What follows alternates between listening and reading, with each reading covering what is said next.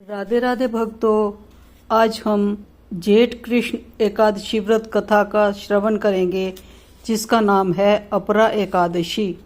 अपरा का मतलब होता है अपार धन देने वाली और सारे पाप का मोचन करने वाली। एक समय की बात है, युधिष्ठिर कहने लगे, हे भगवान, जेठ कृष्णा एकादशी का क्या नाम है तथा उसका महत्व क्या है, सो आप कृपा कर कहिए।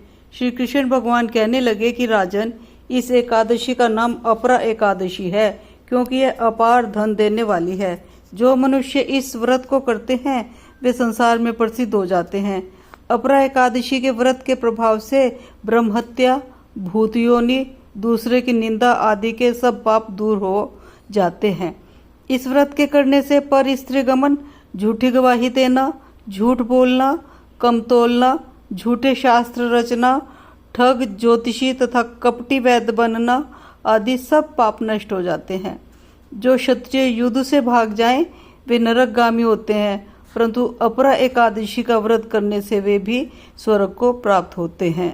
जो शिष्य गुरु से विद्या ग्रहण करते हैं और फिर उनकी निंदा करते हैं वे अवश्य नरक में पड़ते हैं, मगर अपरा एकादशी का व्रत करने से वे भी इस पाप से मुक्त हो जाते हैं। जो फल पुष्कर में कार्तिक पूर्णिमा को स्नान करने से या गंगा तट पर पितरों का पिंड दान करने से प्राप्त होता है, वही अपरा एकादशी का व्रत करने से प्राप्त होता है।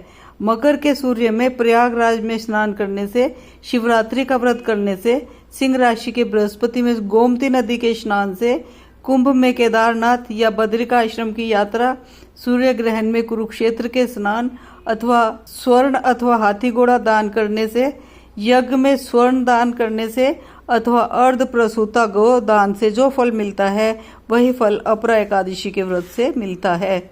यह व्रत पाप रूपी वृक्ष को काटने के लिए कुल्हाड़ी है, पाप रूपी ईंधन को जलाने के लिए अग्नि, पाप रूपी अंधेरे के लिए सूर्य के समान, मृगों को मारने के लिए सिंह के समान है।